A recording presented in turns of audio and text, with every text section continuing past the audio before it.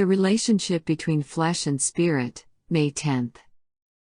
For he that soweth to his flesh shall of the flesh reap corruption, but he that soweth to the Spirit shall of the Spirit reap life everlasting. The lower passions have their seat in the body and work through it. The words flesh or fleshly or carnal lusts embrace the lower, corrupt nature. The flesh of itself cannot act contrary to the will of God. We are commanded to crucify the flesh, with the affections and lusts. How shall we do it? Shall we inflict pain on the body? No, but put to death the temptation to sin. The corrupt thought is to be expelled. Every thought is to be brought into captivity to Jesus Christ. All animal propensities are to be subjected to the higher powers of the soul. The love of God must reign supreme, Christ must occupy an undivided throne. Our bodies are to be regarded as His purchased possession. The members of the body are to become the instruments of righteousness. A strict compliance with the requirements of God is beneficial to the health of body and mind.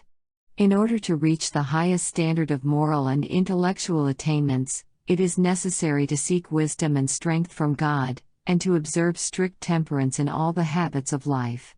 In the experience of Daniel and his companions, we have an instance of the triumph of principle over temptation to indulge the appetite.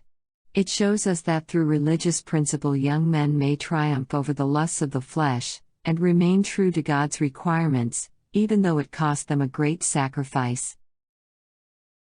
We should consider the words of the Apostle in which he appeals to his brethren, by the mercies of God, to present their bodies a living sacrifice, holy, acceptable unto God. This is true sanctification. It is not merely a theory, an emotion, or a form of words, but a living, active principle, entering into the everyday life. It requires that our habits of eating, drinking, and dressing be such as to secure the preservation of physical, mental, and moral health, that we may present to the Lord our bodies, not an offering corrupted by wrong habits, but a living sacrifice, holy, acceptable unto God. A close sympathy exists between the physical and the moral nature. Wherever they may be, those who are truly sanctified will elevate the moral standard by preserving correct physical habits, and, like Daniel, presenting to others an example of temperance and self-denial. Every depraved appetite becomes a warring lust. Everything that conflicts with natural law creates a diseased condition of the soul.